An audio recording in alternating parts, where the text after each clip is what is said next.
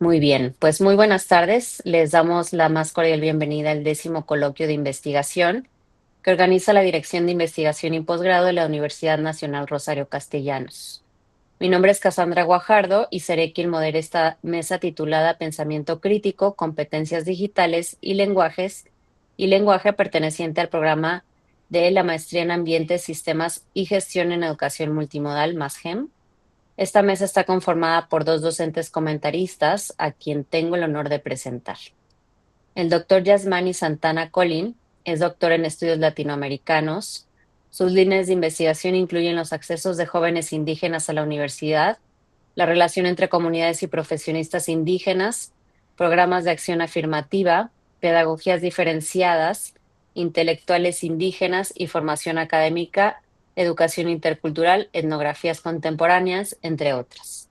Bienvenido, Yasmani. Gracias, Cas. Buenas tardes. También tenemos con nosotros al doctor Roberto Hernández Vázquez, que es zapoteco serrano del estado de Oaxaca. Él es doctor en investigación educativa y sus líneas de investigación giran en torno a los debates contemporáneos sobre la educación intercultural comunitaria, identidades y filosofías indígenas, educación superior, estudiantes indígenas y procesos de descolonización. Bienvenido, Roberto. Gracias. Y bueno, además de los comentaristas, dentro de esta mesa nos encuentran estudiantes que van a presentar sus avances del trabajo terminal y voy a ir presentando conforme sea el turno de presentación. La dinámica de trabajo, seguramente, bueno, ya la conocen. Cada estudiante tiene un máximo de 10 minutos para realizar la presentación de sus avances de investigación y una vez que terminen, los comentaristas tienen también 10 minutos para realizar la retroalimentación que consideren pertinente. Les recuerdo que no hay réplica por parte de los estudiantes y la retroalimentación después la pueden revisar, analizar y considerar con sus respectivos docentes directores de trabajo terminal. ¿Vale? Entonces, vamos a dar inicio con la presentación de Sergio Caballero, quien va a presentar su trabajo titulado Programa de Intervención Educativa Innovadora, diseñado e implementado para la asignatura de Lengua y Literatura en el Instituto de Educación Media Superior, en el plantel Tláhuac de Ciudad de México. Adelante, Sergio. Gracias. Buenas tardes a todos.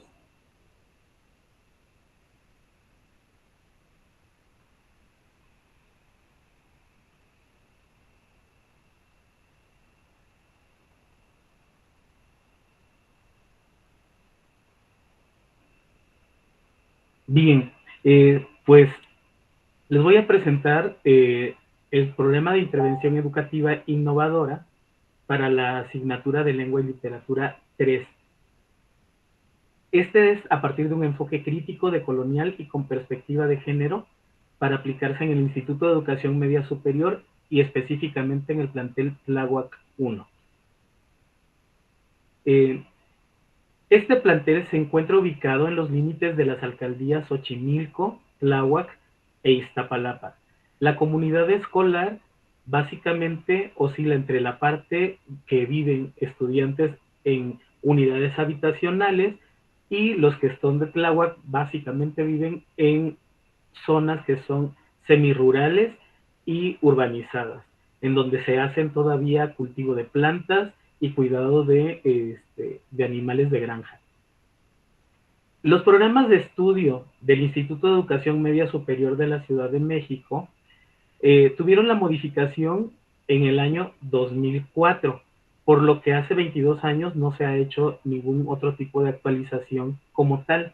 Sin embargo, esto no quiere decir que no se puedan hacer modificaciones o adiciones al mismo. El ciclo en el que se implementó esta intervención fue en el 2025-2026A con un grupo de tercer semestre. En ese grupo, básicamente, trabajé con 25 estudiantes, la mayoría mujeres, y eran menos los hombres. Y aquí quiero mostrarles también que en el programa de estudios Contamos con 4 cursos obligatorios de lengua y literatura.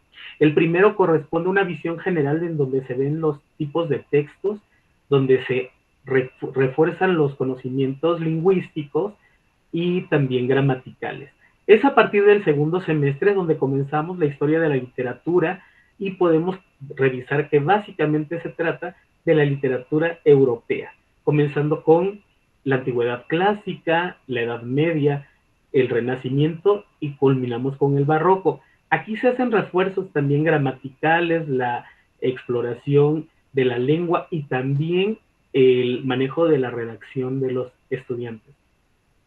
El tercer semestre corresponde a los siglos XVIII y XIX. Es este el semestre de donde yo tuve la intervención, básicamente, y comienza con el neoclasicismo, la ilustración, el periodo del romanticismo, el realismo y el modernismo. Aquí también se trabajaron la escritura, trabajamos aspectos como elaboración de cartas y documentos, la revisión sintáctica también para los escritos. Y finalmente, el cuarto curso corresponde al siglo XX y se termina prácticamente ahí con el boom latinoamericano. Sin embargo, también se trabaja para que estos cursos avancen hasta la literatura más reciente. Aquí también quisiera comentar algo que me parece importante señalar y por qué hice esta intervención. Al principio, pues pensaba de alguna forma que estudiar la literatura era básicamente revisar los textos, hacer análisis, desde luego, eh, pero pocas veces cuestionaba el cómo se llegaba a este aprendizaje. Y fue quizás durante la pandemia que tuvimos la oportunidad de trabajar con recursos digitales, con tecnología, y estos nos sirvieron para interactuar de otra manera con los estudiantes utilizando, por ejemplo, el Classroom y utilizando la plataforma Meet para las actividades sincrónicas, podíamos comunicarnos con los que estaban aislados.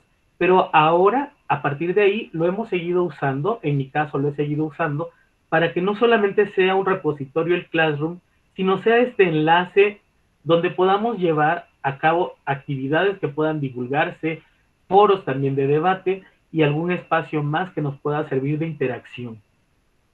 Eh, y hablaba acerca de quizá esta educación bancaria en la que yo pensaba que básicamente yo debía depositar en mis estudiantes estos conocimientos y pues poco a poco me fui dando cuenta de los errores en los que estaba ahí trabajando.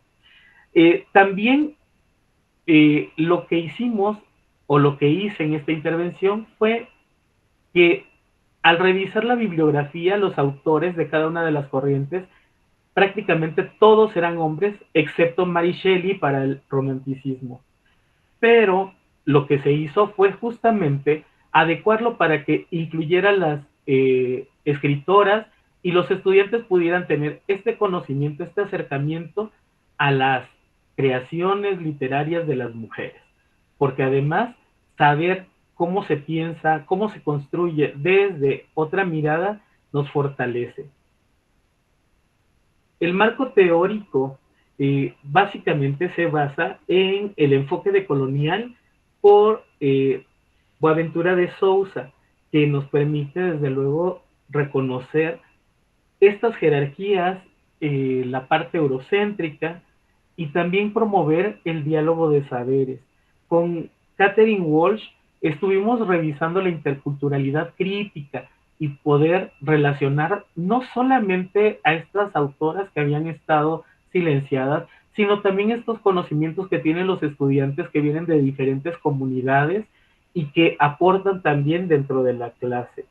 Eh, los derechos humanos también han sido importantes para poder revisar cómo la literatura no solamente es este espacio de esparcimiento, sino también de análisis, de reconocimiento y de orgullo.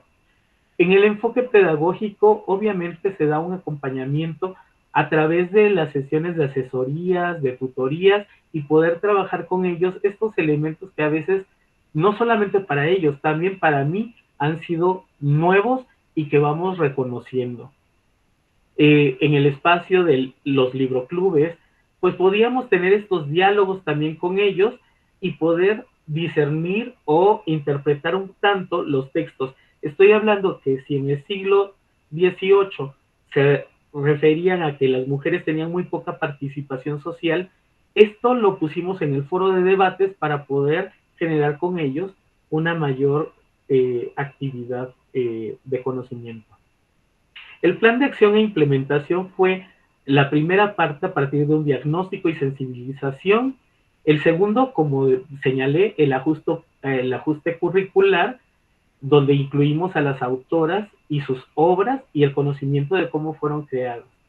El desarrollo que fue a través de las sesiones de clase y algunas sesiones en línea también, y el trabajo que se dejaba a través de algunas plataformas. Y la evaluación, que ha sido siempre evaluación continua, que en eso no estamos peleados para nada en el Instituto de Educación, la evaluación es continua y desde luego que vamos realimentando estos aspectos que permiten la mejora continua. Una vez que terminamos este proceso, eh, encontramos estos hallazgos que pueden ser del contexto y sensibilización, así como también hubo alta aceptación para conocer nuevos autores. También existen estos sesgos que tenemos y que todavía algunos no logramos desprendernos de ello al hacer los análisis de las obras de las mujeres. Sin embargo, pues nos permitió todavía conocer un poco más. También los, el impacto en el diálogo pues funcionó mucho, que podíamos hablar sin alguna presión, no había una respuesta correcta, sino más bien era la construcción de lo que nosotros podíamos ir haciendo. Y finalmente, como cierre, tuvimos también un portafolio con evidencias de los trabajos que ellos estaban realizando.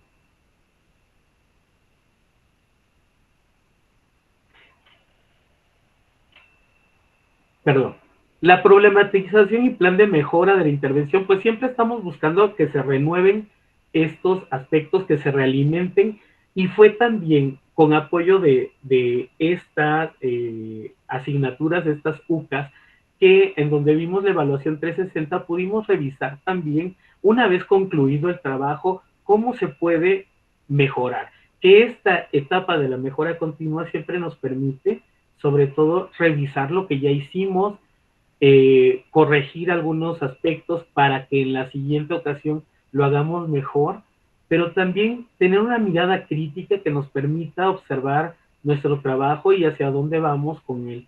El hecho de no solamente dar una clase, de no solamente proporcionar materiales, sino generar esta criticidad y esta forma de pertenencia para cada uno de los estudiantes. Las referencias que utilicé, algunas de ellas son estas, y pues agradezco mucho a todos ustedes por escucharme.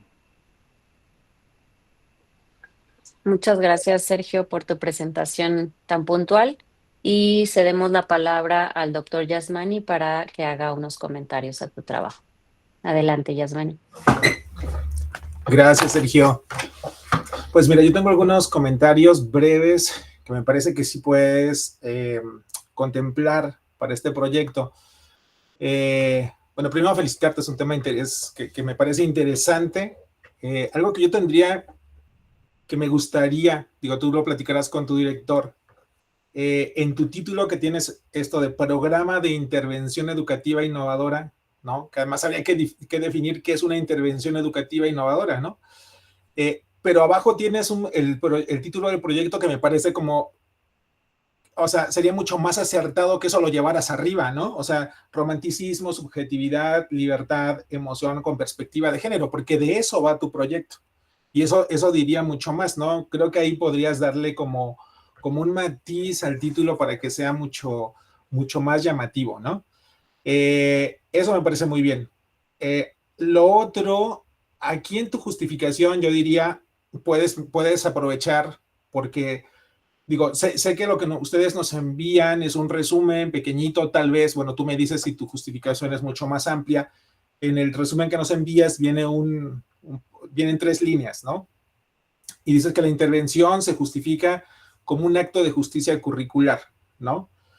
Yo no sé si sea justicia curricular, más bien creo que justicia epistémica sería mucho más adecuado hablar de justicia epistémica, que claro que eso impacta después en la justicia curricular, ¿no? Pero además, y eso es como para un poco para todos, la justificación es un poco qué aporta, ¿no? O sea, qué aporta un trabajo como el que estás haciendo, qué aporta el campo, ¿no? ¿Qué vacío se está llenando? O sea, sé que no es una investigación macro tan fuerte, pero sí sería importante como justo decir eso, o sea, aunque lo describes un poco más abajo, ¿no? Que justo tiene que ver con la incorporación del género, ¿no? Dentro de estas asignaturas de lengua y de literatura 3, sí sería como importante que desde esta justificación quedara como ahí plasmado, ¿no? Creo que eso le daría como mucho punch a tu introducción en el trabajo, ¿no?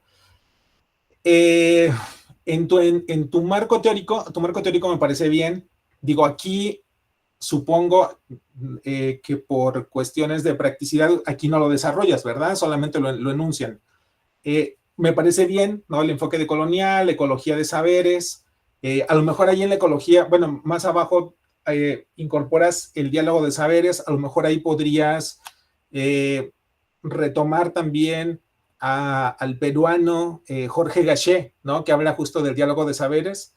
Creo que eso te serviría mucho en este enfoque de colonial, justo para ver cómo dialoga este conocimiento que las propias mujeres, ¿no? En este campo están aportando a la literatura, ¿no? Entonces, eso me parece que vendría muy bien. Algo que me parecía también importante en tu marco teórico es que no aparece, o sea, vas a trabajar sí, con mujeres y un tema de género, pero no aparece el género en sí mismo como categoría o la interseccionalidad, ¿no? O sea, que creo que me parece que trabajar lo interseccional como una categoría de análisis, me parece que también le daría mucha profundidad a tu trabajo, ¿no? Porque justo recupera todas estas identidades de las mujeres que después se ve proyectado en este campo, ¿no? Eh, bueno, yo creo que serían básicamente mis comentarios. Por lo demás, me parece bien que, sí, claro, es por el tiempo, ¿verdad? Pero, o sea, hubiera sido interesante ver también un poco más de la implementación. Creo que también sería importante, ¿no? Porque ahora lo dijiste muy bien, ¿no? Es una implementación que hacen con los estudiantes, ¿no? En otros proyectos de tus compañeros, compañeras, es con profesores, ¿no? O a veces no hay una distinción entre decir, voy a trabajar con profesores, voy a trabajar con estudiantes. Creo que dejarlo muy claro, digo, ahora lo dijiste muy bien en tu presentación. Aquí en el resumen no parecía tan claro, pero ahora que lo expones, creo que me parece que está muy bien, ¿no? Entonces, eso. Eh, Creo que también algo que podrías ampliar es esto de la estrategia metodológica, que también ahí creo que para todos a veces mucho de lo que ustedes ponen como metodología a veces responde solamente a técnicas, ¿no? Entiendo que aquí lo que tú haces solamente en este apartado metodológico más bien es una descripción, ¿no? De cómo se fue dando ese taller, ¿no?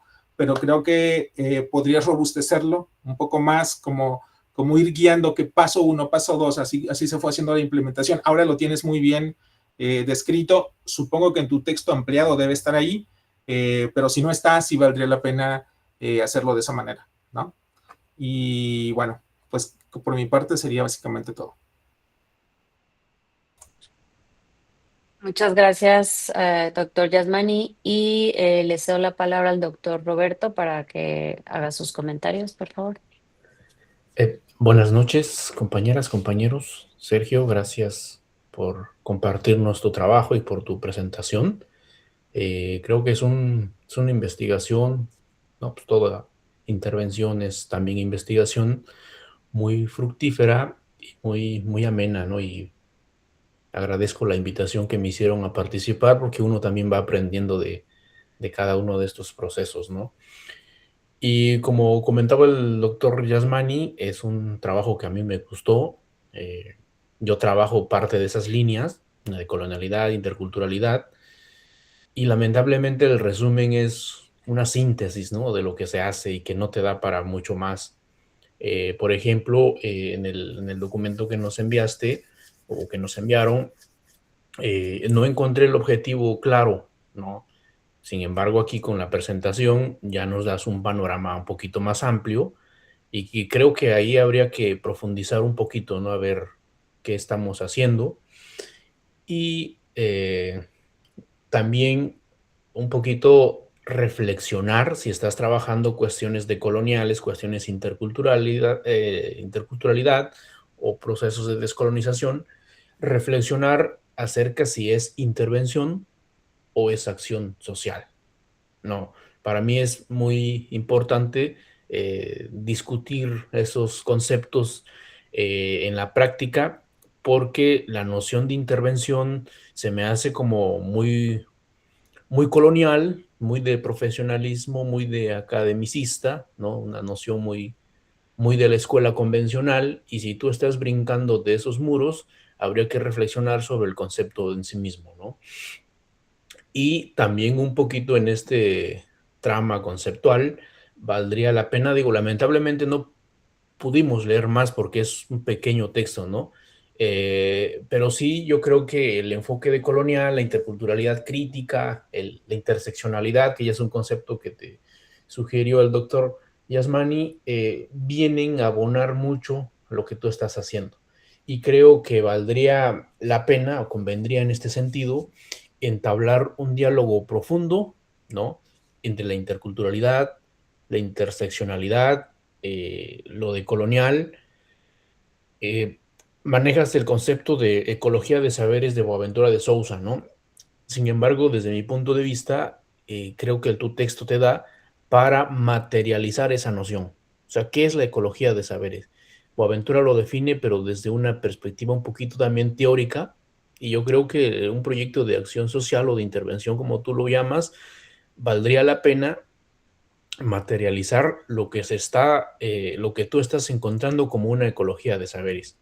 Por ejemplo, también Enrique Dussel, que es como uno de los pioneros en estos temas de la decolonialidad, con sus conceptos de transmodernidad y exterioridad, creo que vendrían a abonar mucho a tu trabajo en cómo vas a ir recopilando las voces de los actores que han sido excluidos, que han sido invisibilizadas, de sus conocimientos, de sus saberes.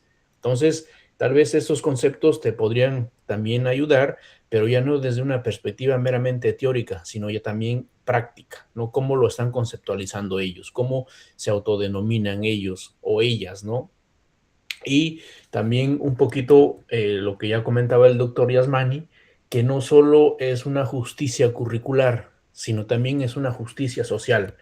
Y eso, en efecto, nos lleva eh, bueno, a visibilizar y externalizar los nacionalismos metodológicos y epistemológicos que han estado permeando en este proceso de formación, en esta ciencia moderna que aún sigue en las escuelas, que aún se reproducen en las escuelas y que ya sabemos del problema en que nos están generando.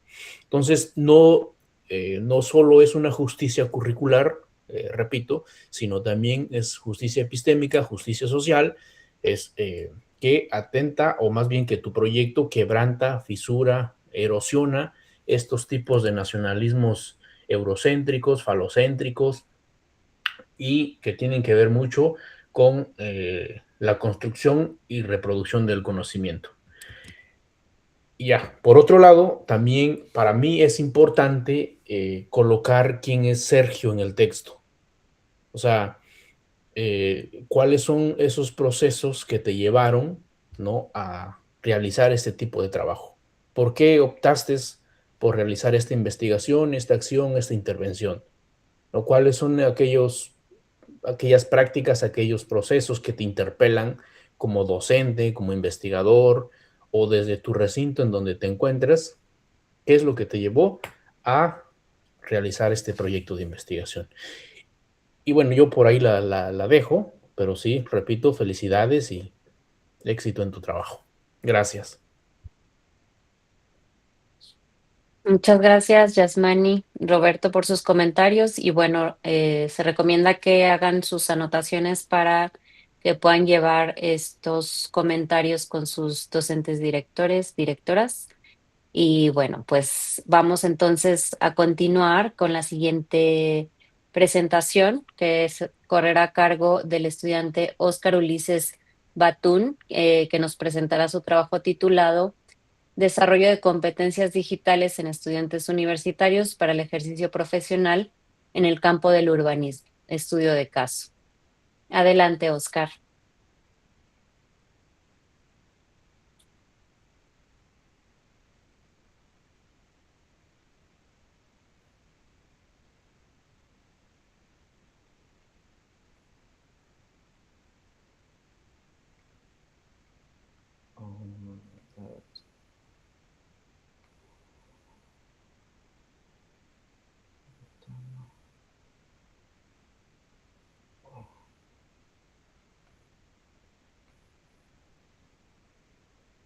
Sí, un momento, se perdió acá en la ventana.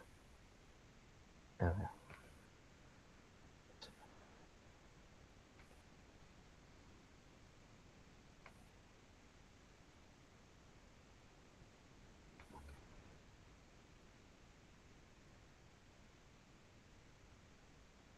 ¿Me pueden indicar si ya ven pantalla completa? Ya se ve tu pantalla. Ok, perfecto. Voy a empezar. Bueno, Adelante. gracias. Buenas tardes a todas, todos. Mi nombre es Óscar Batún, soy diseñador del hábitat de profesión y también con experiencia docente en la educación superior. Y el proyecto de investigación que estoy desarrollando se denomina Desarrollo de competencias digitales en estudiantes universitarios para el ejercicio profesional en el campo del urbanismo, que es precisamente el campo en el que yo desarrollo mi práctica docente y en el que me formé. La estructura de la presentación es, en primer lugar, el planteamiento del problema, posteriormente presentar los objetivos, una síntesis del estado del arte, la aproximación teórica y posteriormente la aproximación metodológica respecto a los avances que se tiene del trabajo de investigación hasta este momento. Aquí cabe la pena destacar que hay unas diferencias respecto al resumen que se envió, dado que de la fecha del resumen a la fecha del día de hoy, a través de la retroalimentación recibida en la última UCA, así como las reuniones que he tenido con el comité asesor y mi director de trabajo terminal, pues hemos hecho algunos ajustes para acotar y delimitar el objeto de estudio. Bueno, entonces empiezo con el planteamiento del problema. En primer lugar, hablar de una contextualización donde el punto de partida es la cultura digital que se ha integrado en términos generales en todos los ámbitos de la sociedad, haciendo uso de la tecnología en diferentes ámbitos. Dentro de estos ámbitos, centro la atención en dos puntos importantes: las transformaciones tecnológicas que ha sufrido el campo educativo y las transformaciones tecnológicas que en general tienen diversas profesiones, principalmente la profesión en la que me interesa estudiar, que es el urbanismo. A partir de ello, se plantea la necesidad de que la educación superior forme perfiles profesionales que sean congruentes con las pautas que actualmente orientan el desarrollo tecnológico y la digitalización, y en ese contexto surge el planteamiento de la necesidad de fortalecer las competencias digitales, que las diferenciamos en dos grupos: generales y especializadas. Dicho esto, este problema se fundamenta en un problema social en donde se identifica que las universidades públicas se enfocan a formar profesionales, pero enfrentan el reto de que no siempre se tienen las herramientas necesarias para responder a las exigencias del contexto laboral y profesional, sobre todo por el dinámico contexto de transformación tecnológica y de digitalización. Esto responde a diferentes causas que tienen que ver con las propias políticas educativas, la infraestructura tecnológica de las universidades, la gestión del propio proceso de enseñanza-aprendizaje en sus diferentes dimensiones y también la gestión docente.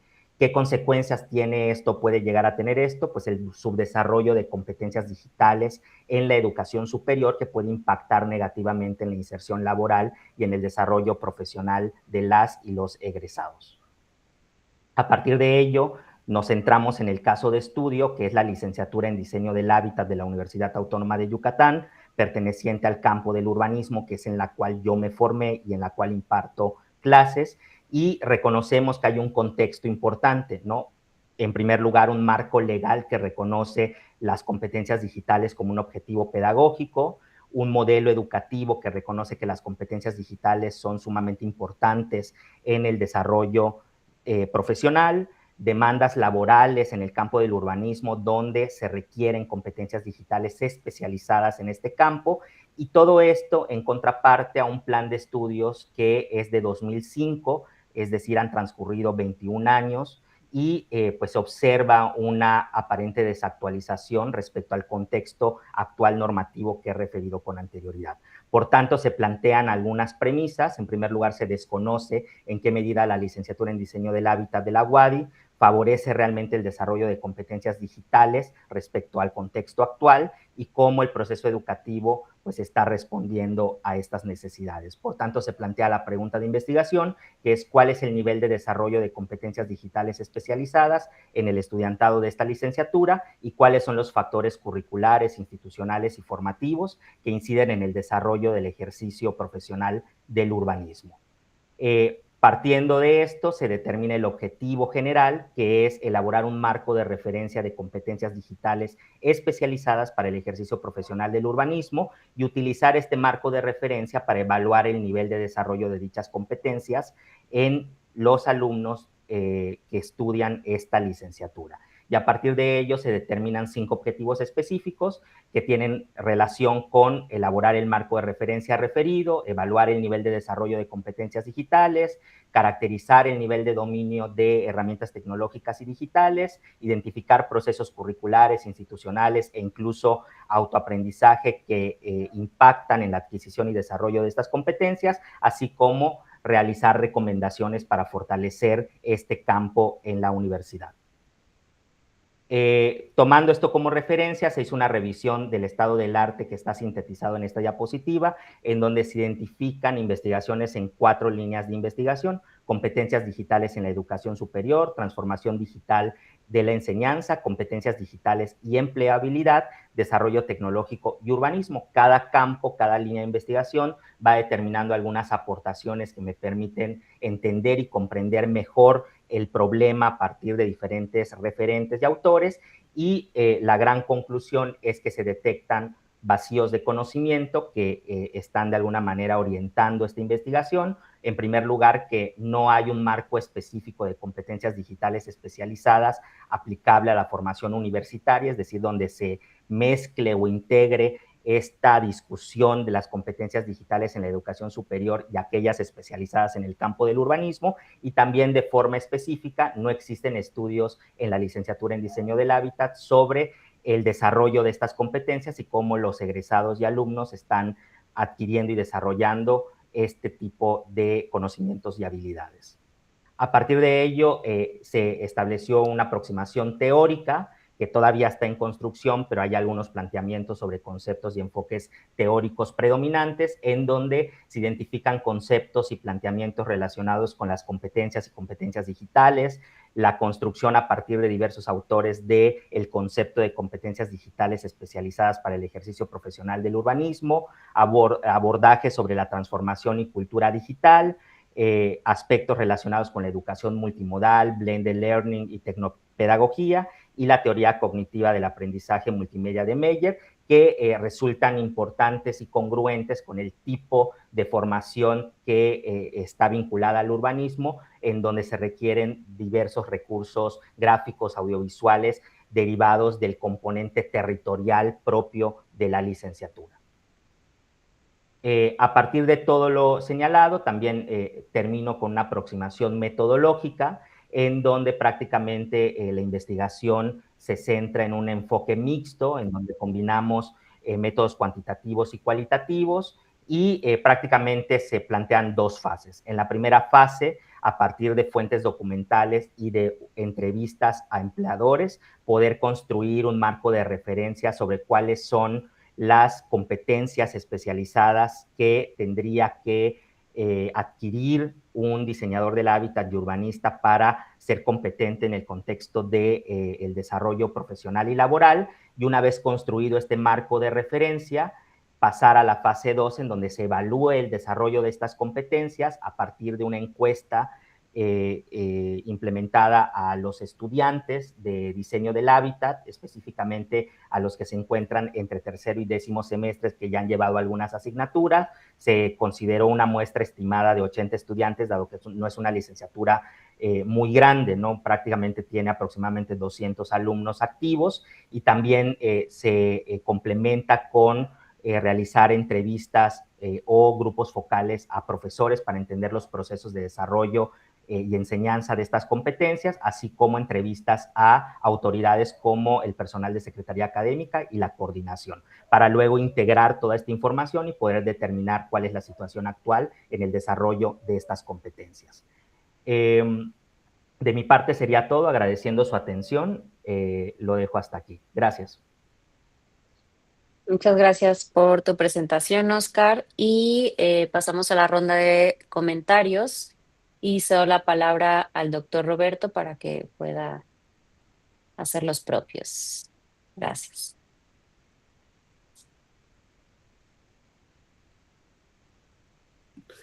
Gracias, compañero Oscar. Bueno, no sé si podrías, me adelanto tantito, poner la presentación de las preguntas de investigación. Bueno, en el resumen que nos mandaron, nos compartieron, no venía muy explícita la pregunta, entonces me generó como ahí esa mero. Bueno, pero antes, bueno, yo también hablo desde mi enfoque, ¿no? Mis líneas de trabajo.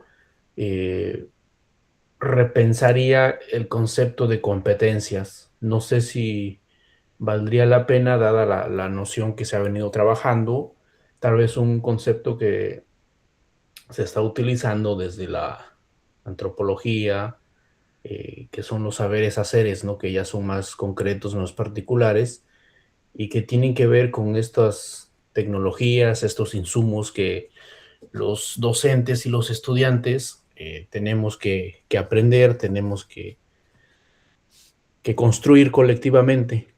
Y bueno, cambia un poco la perspectiva en un sentido más de competencia de yo ganarle al otro, mejor yo con el otro me comparto y los dos construimos el conocimiento, construimos lo que queramos hacer, ¿no? Eso va por un lado, ¿no? Y por el otro, no sé si la pregunta de investigación sería cuál es el nivel de desarrollo de las competencias o qué competencias, ¿no? Qué competencias se están generando en esos ámbitos. Y por el otro lado también los objetivos, desde mi punto de vista, considéralo con tu comité tutoral, son muy ambiciosos. No quieres evaluar, quieres, no recuerdo muy bien los verbos, pero sí tenías como muchas cosas, no quieres implementar como algo, bueno, ahí dices, ¿no? Elaborar un marco de referencia, evaluar, caracterizar, que sí, el caracterizar, el identificar sí son un poquito menores, pero me genera duda el evaluar y elaborar un marco de referencia. Creo que podrías repensarlo y también considerar los tiempos, o sea, los tiempos que tienes en el posgrado, si te da para evaluar, si te da para elaborar un marco de referencia o hacer otra cosa diferente, ¿no? desconozco mucho el tema, tanto de lo digital como del urbanismo, lo que tú manejas, y creo que desde mi punto de vista sería esas cuestiones, y sí te recomendaría también un poquito echarle ganas, meterle los kilos a la cuestión metodológica, ¿no? Ya nos comentas bastante en tu presentación, pero eh, en el resumen había como algunas inconsistencias, ¿no? Unas cosas que no compaginaban con las otras. Eh, Sería solo eso. Gracias. Muchas gracias, Roberto, por tus comentarios. Cedo la palabra al doctor Yasmani. Muchas gracias. Bueno, pues Oscar, bueno, a mí me parece, bueno, primero felicitarte, me parece un trabajo muy bien hecho, muy bien elaborado. La verdad es que a mí me gustó, es muy claro, es muy fluido desde el inicio hasta el final, ¿no? Y eso se agradece, es una lectura muy buena. En mi caso, yo tendría dos, tres recomendaciones básicas que son más bien en términos metodológicos también. Eh, Cuando vas a la parte de de la aproximación teórica metodológica, acá dices que vas a hacer un enfoque mixto, ¿no? Un estudio con un enfoque mixto. En realidad, dirían los clásicos, no existe un enfoque mixto, existen los diseños mixtos, ¿no? Hay enfoques cualitativos y cuantitativos y cuando los juntamos hacemos un diseño mixto, ¿no? Es más bien, o sea, te digo, es una cosa muy simple, ¿no? Pero que a veces sirve, ¿no? Entonces yo diría, hablemos de un diseño mixto, que lo tienes muy bien elaborado, me parece muy claro, tus encuestas, todo bien. Yo diría también lo único, tienes acá, dices que vas a trabajar con el profesorado, con egresados, con empleadores y bueno, también evidentemente los estudiantes. Yo diría, es muy amplio. O sea, como decía Roberto, hay que contemplar los tiempos. Yo no sé si te dé para trabajar con todo este universo, es muy amplio. O sea, la perspectiva del profesorado ya es en sí, o sea, seguramente tendrás información muy fuerte, muy densa. De los egresados, ni se diga. Y súmale por ahí a empleadores, ¿no? Y súmale estudiantes. O sea, yo diría, es ambicioso, está muy bien. O sea, claro, si lo logras estaría perfecto. Digo, yo sé que son encuestas, pero después el análisis de toda esa información sí es pesado, ¿no? Entonces yo diría, si lo puedes reducir, yo diría, quédate con los estudiantes y profesores, ¿no? O tal, sí, porque justo tomar en cuenta los profesores te va a dar mucha luz. O sea, esto del desarrollo de competencias digitales en esta universidad, que creo que creo que ese es el tema ahora en todas las universidades, ¿no? Y con el surgimiento de las inteligencias artificiales y demás, o sea, es una tendencia. O sea, yo no sé si sea realmente un tema emergente porque también ya tiene sus años. O sea, cada vez la tecnología nos viene ganando y cada vez se vienen sumando cosas nuevas, ¿no? Y yo diría, sí, ese es el gran reto para esta universidad, pero para todas las universidades. Entonces, a mí lo único que diría es, no sé si te da para todo este universo y después analizarlo. Y lo que sí tendrías que hacer también es, dices, vas a trabajar un estudio de caso.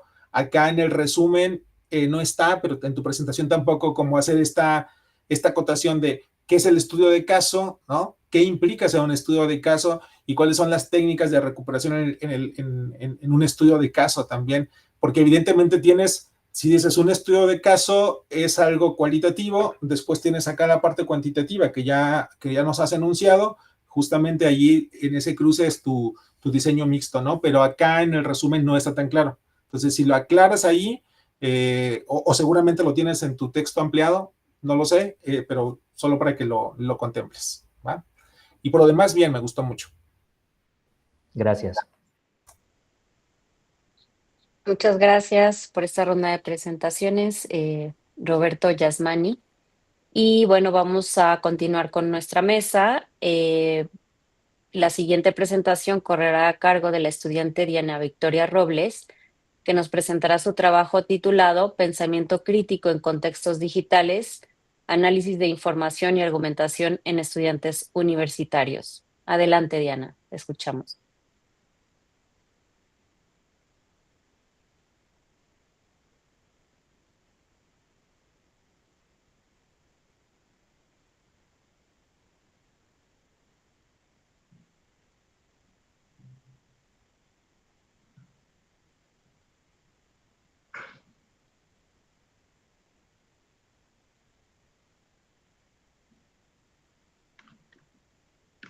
Buenas tardes a todos.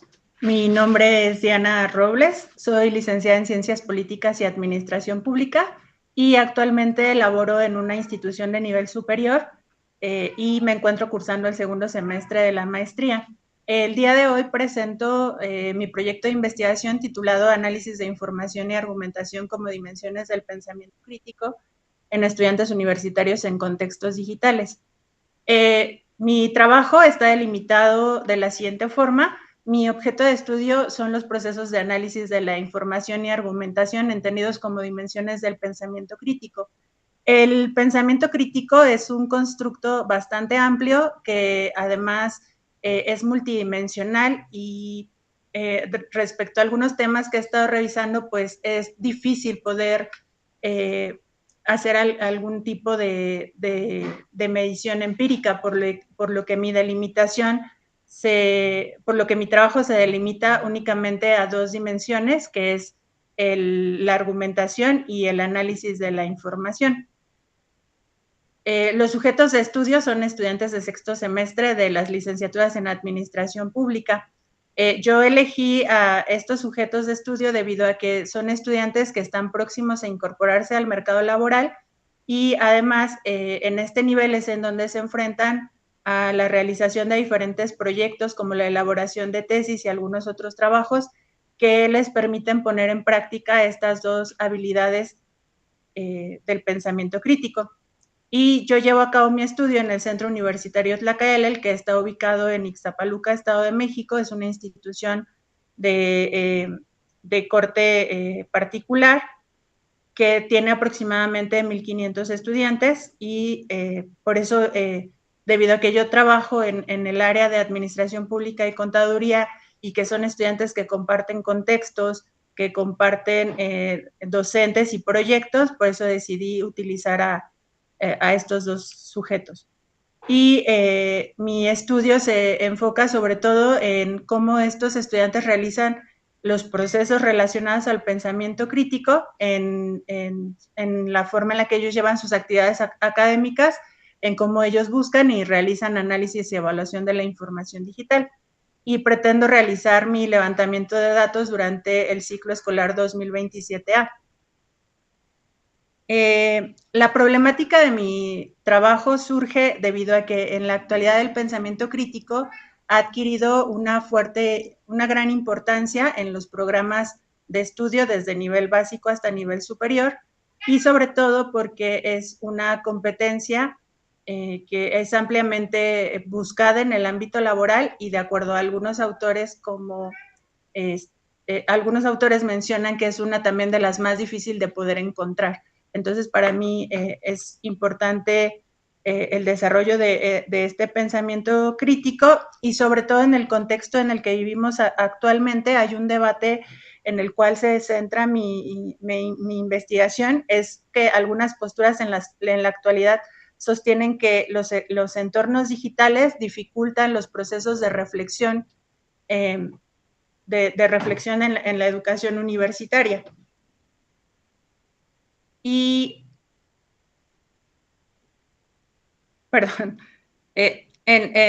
dificultan los procesos de reflexión profunda, mientras que las otras posturas plantean cómo más bien estos procesos de análisis y argumentación se han transformado. Entonces, desde la perspectiva de mi proyecto, pues no busca asumir alguna de estas dos posturas como ciertas, sino lo que busca es, o lo que se considera pertinente es poder comprender cómo se desarrollan estos procesos en estudiantes universitarios cuando interactúan con esta información digital. Entonces, antes de asumir que el pensamiento crítico ha reducido o en algunas afirmaciones coloquiales no existe, sino más bien poder entender cómo se dan en la actualidad de estos procesos para poder realizar el análisis. Y pues yo parto entonces de mi objetivo general, que es poder analizar los procesos de análisis de información y argumentación que se desarrollan en los estudiantes de sexto semestre de estas licenciaturas en esta universidad, para poder identificar las estrategias que ellos utilizan para seleccionar, valorar y utilizar información digital y poder analizar las formas en las que los estudiantes construyen y sustentan argumentos al interactuar con esta misma información, para poder realizar una interpretación de los hallazgos sobre estos procesos y cómo es que se vive en estos contextos digitales. La utilización o la determinación de estas dos dimensiones no se da de manera arbitraria, sino se da a través de la revisión de la literatura, en donde yo he podido encontrar una convergencia, sobre todo en autores como Robert Ennis y Peter Fascioni, que son unos de los referentes importantes en la actualidad respecto al pensamiento crítico, y en algunos estudios que he realizado sobre en unos análisis que he realizado sobre los antecedentes, he encontrado una convergencia respecto a estas dos dimensiones, por lo cual he decidido poder abordarla, ya que en la actualidad, pues para que los estudiantes puedan valorar evidencias, construir sus propios juicios y sustentar decisiones, vamos a encontrar una transversalidad de estas dos habilidades. Y también tomo como un antecedente a John Dewey, que pues él, si bien no habla acerca del pensamiento crítico como tal, habla del pensamiento reflexivo, y también menciona esta importancia de poder identificar cómo se desarrollan los procesos en el pensamiento para poder realizar o determinar estrategias que puedan mejorar su eficiencia. Y respecto a la metodología, yo he considerado realizar un estudio bajo el paradigma interpretativo con un enfoque cualitativo y tomando como un diseño de investigación el estudio de caso desde la perspectiva o desde las aportaciones que realizaron Merrill y Tisdale, en donde las autoras nos explican pues la importancia de la delimitación, el análisis contextual que se da en los diferentes análisis para poder no solamente hacer un estudio basado en observaciones o en aspectos que se puedan cuantificar o medir, sino más bien poder realizar una interpretación desde el significado que construyen cada uno de los participantes y cómo esto se va teniendo una fuerte relación con el contexto. Y bueno, mis participantes son estudiantes de sexto semestre de Administración Pública y Contaduría, elegidos a través de un muestreo intencional bajo algunos criterios de inclusión que hasta el momento pues se han considerado pues que sean estudiantes pertenecientes al sexto semestre, que estén inscritos en estas dos carreras y que puedan tener una participación voluntaria. Y como técnicas de investigación, pues he considerado poder diseñar actividades basadas en problemas para poder tener mi unidad de observación en evidencias escritas y producciones académicas de los estudiantes, algunas entrevistas semiestructuradas que nos permitan complementar a través de las narrativas estos significados y cómo se van construyendo los procedimientos, y poder realizar algunos grupos focales que permitan contrastar y enriquecer esta información. Uno de los aspectos importantes es que, bueno, mi proyecto todavía se encuentra en construcción. He tenido muchas modificaciones a partir del inicio de mi trabajo, sobre todo por los conflictos que he tenido para poder delimitar mi trabajo, y hay algunas diferencias a partir del resumen que yo envié para la presentación del coloquio, con lo que he avanzado actualmente. Y solamente repetiría mi pregunta de investigación, porque creo que con los nervios se me olvidó mencionarla, que, bueno, mi pregunta se centra en cómo desarrollan los estudiantes del sexto semestre de las carreras de Administración Pública y Contaduría los procesos al interactuar con la información digital. Y pues eso sería todo. Muchas gracias. Muchas gracias, Diana, por tu presentación, y vamos a la ronda de presentaciones. Se da la palabra a Yasmani, por favor. Gracias, Cassandra. Hola, Diana. Bueno, primero, felicitarte porque claro, tú nos mandaste un resumen chiquitito, ¿no? Y mucho de lo que mandaste acá no es lo que acabas de exponer, ¿no? O sea, y justo cierras diciendo, o sea, acá ya hice cambios y esto no está, y eso, y bueno, acá lo decías en el texto, es un proceso que está en construcción, y ahora en tu presentación ya se ven avances, ¿no? Entonces, me parece bien. Es un tema interesante. A mí lo que me preocupaba era el tema más metodológico, justamente también. Yo acá te hacía una acotación porque también ahora hiciste muy bien la descripción. ¿Cuál es tu paradigma? ¿Cuál es tu enfoque? ¿Cuál es tu método? ¿Y cuáles son tus técnicas? Eso estuvo muy, muy bien en tu presentación porque en el texto tenías como metodología solamente estas entrevistas semiestructuradas, por ahí también me parece que tenías los grupos focales, y bueno, yo decía, bueno, esas son tus técnicas de recuperación de información, ¿cuál sería tu método en sí? ¿No? Y ahora dices, voy a hacer un estudio de caso. Ahora, el estudio de caso me parece, mira, puede ser, pero por esto que acabas de decir, que ahora nos das más información con tu exposición que con el texto, lo que quieres hacer es este análisis de las producciones escritas, ¿no? Y las narrativas, ¿no? Yo te preguntaría, ¿no te serviría más hacer análisis del discurso?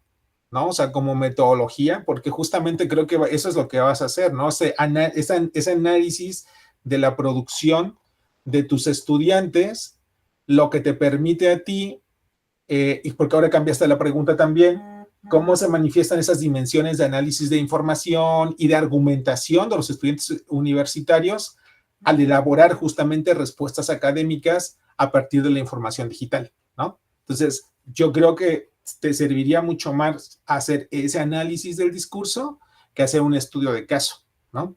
Pero, no sé, tendrías que platicarlo ahí con tu director, directora. Y fuera de eso, no tengo más comentarios porque justo como dices, es una propuesta que está en construcción. Seguramente vas a ir incorporando cosas.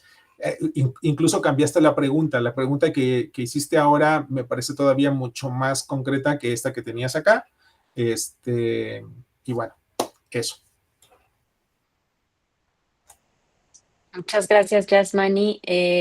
Roberto, te cedemos la palabra para tus comentarios.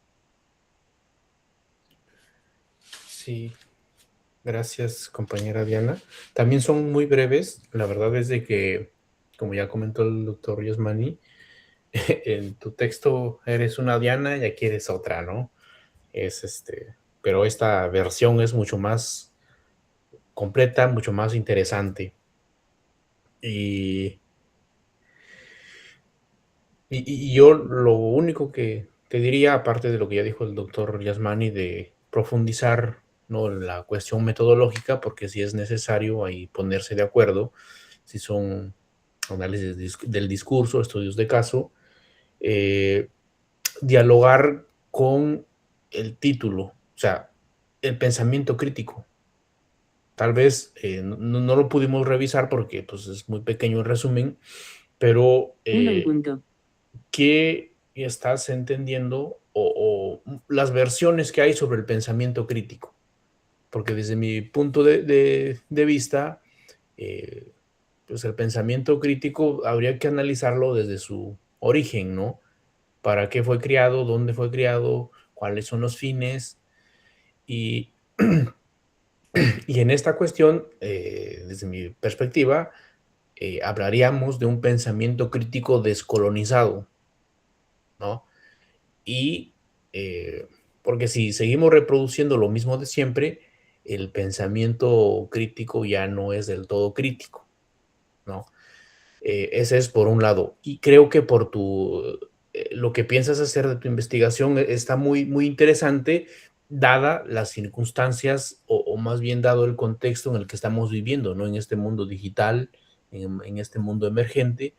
Entonces, ¿cómo podemos abonar nosotros desde lo que tenemos, desde esta emergencia contextual, pero con esta lucha y resistencia a su vez, ¿no? Tú también relaciono lo que tú quieres hacer en tu proyecto con esta capacidad de agencia que las instituciones deben formar a los sujetos. Entonces, por eso coloco esta noción de un pensamiento crítico descolonizado para fortalecer aquello que ya no queremos, porque normalmente decimos o asumimos que la cuestión tecnológica y en su efecto la cuestión digital lo asimilamos con el occidentalismo, el eurocentrismo, el capitalismo. Pero entonces, en tu proyecto, tú tienes que demostrar en tus hallazgos cómo esta digitalización, cómo estas tecnologías pueden o deben abonar a este pensamiento crítico descolonizado. Y ya para finalizar, como le comentaba con el primer compañero, me gustaría mucho ver a Diana en el texto, ¿no? Más allá de que si es politóloga, cuáles son esos procesos que la están interpelando para llegar a estos escenarios de, pues oye, me interesa lo digital, ¿no? Y de cómo es la posición, la postura del sujeto frente a este mundo tecnológico digitalizado y conocer cómo está percibiendo Diana desde su cotidianidad, desde su mundo de vida, todo esto que está investigando. Y bueno, felicitarte por tu presentación, que fue muy, muy clara y muy completa. Sería todo. Gracias. Muchas gracias, Roberto Yasmani, por sus comentarios. Vamos a dar continuidad con nuestra mesa con la estudiante Margarita Aguilar Sánchez, que nos presentará su trabajo titulado Estrategias de enseñanza multimodal mediante códigos QR para fortalecer el rendimiento académico procedimental en los alumnos del módulo de Banco de Sangre de la carrera de laboratorista clínica del CETIS 57. Adelante, Margarita. Ok, ya están observando mi presentación. Sí, solamente que no la vemos en modo presentación. ¿Listo? Listo. Ok, buenas tardes a todos. Mi nombre es Margarita Aguilar Sánchez. Tengo la licenciatura de Químico Farmacéutica Bióloga y también soy docente en el CETI 57, que es nivel medio superior.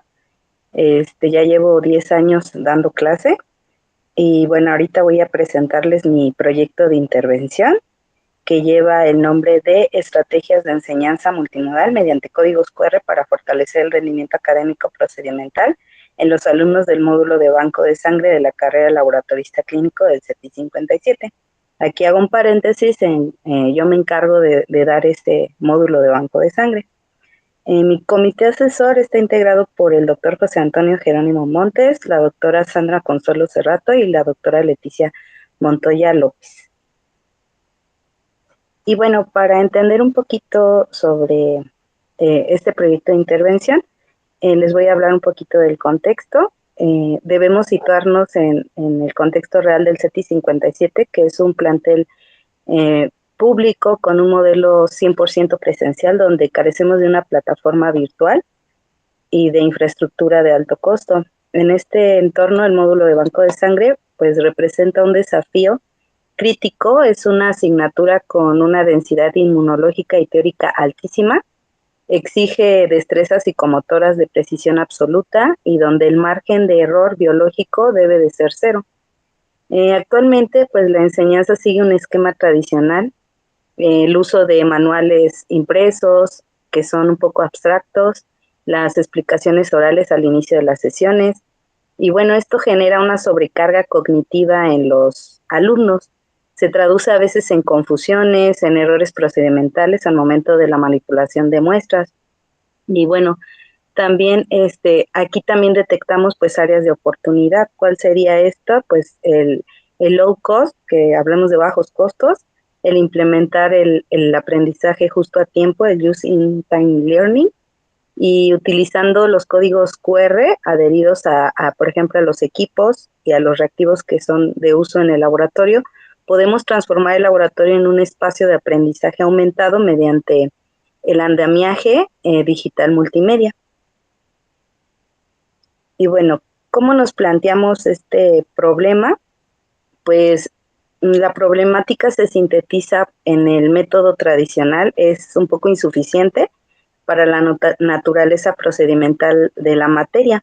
El alumno pues debe asimilar la teoría y simultáneamente debe de ejecutar pasos críticos de alta precisión y pues no, al no contar con un soporte visual dinámico en el momento exacto de la práctica, el rendimiento académico procedimental decae de forma alarmante. Por lo tanto, pues la pregunta central para este proyecto de intervención es cómo la implementación de estrategias de enseñanza multimodal mediante códigos QR contribuye al fortalecimiento del rendimiento académico procedimental en los alumnos del módulo de banco de sangre de la carrera laboratorista clínico del CETI 57.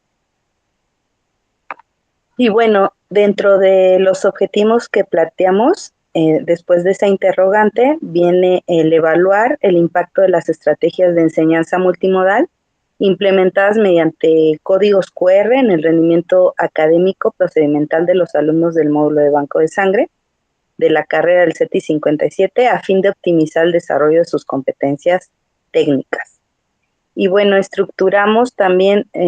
estructuré 4 objetivos, que sería objetivos específicos, que sería el de identificar y seleccionar los puntos críticos y procedimentales de mayor grado de complejidad teórica y metodológica en las prácticas del módulo de banco de sangre. También diseñar y producir recursos didácticos multimedia de corta duración, o sea, video modelados con señalizaciones visuales e infografías dinámicas, adaptados a la infraestructura real del laboratorio del CETI 57. Implementar la estrategia de consulta justo a tiempo mediante el despliegue de códigos QR colocados estratégicamente en los equipos y reactivos, configurando un entorno de aprendizaje aumentado en las prácticas presenciales de banco de sangre.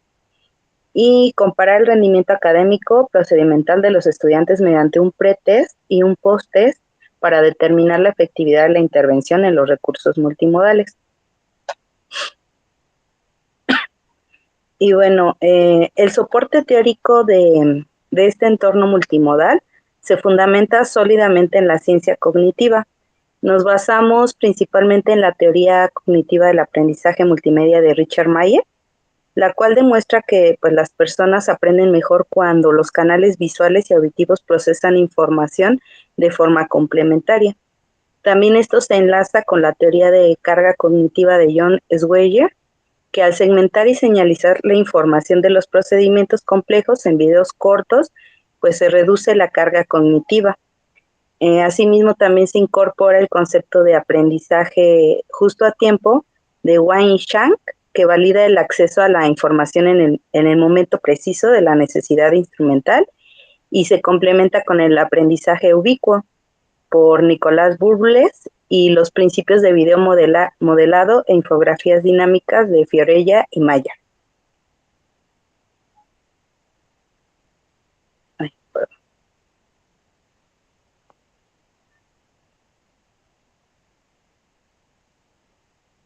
Y bueno, en cuanto a la justificación, ¿por qué es importante o por qué es fundamental esta información? Desde la relevancia técnica y social, los errores psicomotores o de procedimientos en un banco de sangre pues pueden provocar reacciones hemolíticas transfusionales que son fatales para un paciente.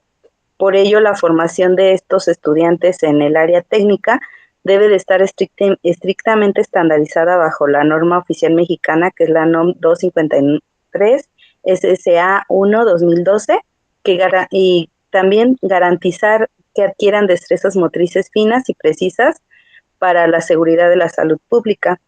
Desde la perspectiva de la viabilidad institucional, pues esta propuesta destaca por ser una alternativa idónea para los planteles públicos, ya que pues, se puede dotar de un andamiaje digital interactivo al laboratorio físico sin necesidad de realizar inversiones económicas o infraestructuras digitales difíciles de costear, ya que el alumno pues cuenta con sus propios medios, ¿no? Sus propios celulares personales para poder utilizarlos. Además que también este tipo de prácticas pues se pueden reproducir en otras carreras técnicas que también ofrece el mismo CETI 57. ¿Cuál va a ser la metodología? Pues bueno, el diseño el diseño de la investigación es un diseño cuasi experimental cuantitativo con 3 grupos de estudio. Los 3 grupos de estudiantes de la carrera de laboratorista clínico del CETI 57 son del turno vespertino. Se encuentran cursando este módulo de banco de sangre y está a fin para el semestre del ciclo escolar 2026-1. Están a mi cargo, o sea, yo soy la que les imparto ese módulo de banco de sangre a los 3 grupos. Y bueno, la muestra es una muestra no probabilística por conveniencia, o sea, son grupos intactos. Un grupo está alrededor de, bueno, el grupo total de la muestra es aproximadamente de 120 alumnos, distribuidos de la siguiente manera. Son 3 grupos. El grupo experimental, que sería el A, aproximadamente de 40 alumnos, que van a recibir la estrategia multimodal con códigos QR y con los videos. Y va a haber 2 grupos controles, el grupo B y el grupo C, que también van a estar alrededor de los 40 alumnos, y ellos van a recibir la enseñanza tradicional. ¿Por qué escogí estos 2 grupos control? Porque con esto se va a robustecer el diseño estadístico y va a permitir aislar las variables y también validar que los cambios se deben estrictamente a la intervención que estoy proponiendo. Y bueno, la variable dependiente va a ser la estrategia de enseñanza multimodal basada en el aprendizaje justo a tiempo, y la variable independiente, que va a ser el rendimiento académico procedimental en el laboratorio de banco de sangre. Y bueno, ¿qué es lo que se está trabajando? Actualmente, pues el proyecto se encuentra en proceso, se está diseñando los contenidos, la planeación curricular, la redacción de los guiones técnicos instruccionales para los videomodelados, que son a partir de 3 ejes procedimentales críticos. Primero es la tipificación de ABO y RH, las pruebas de compatibilidad, las pruebas de Coombs, que se dividen en directo e indirecto, también la elaboración de los reactivos del pretext y del post-test, y el diseño analítico de las rúbricas que van a servir de evaluación para el desempeño, para recolectar los datos empíricos durante el proceso de las prácticas. ¿Si puedes ir cerrando, por favor, Margarita? Sí. Se fue. Y bueno, la última ya nada más eran mis referencias. Se me fue aquí.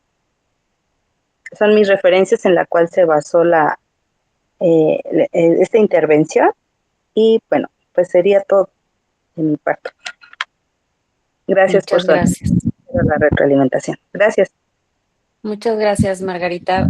Pasamos a la ronda de retroalimentaciones y cedo la palabra al doctor Roberto, por favor.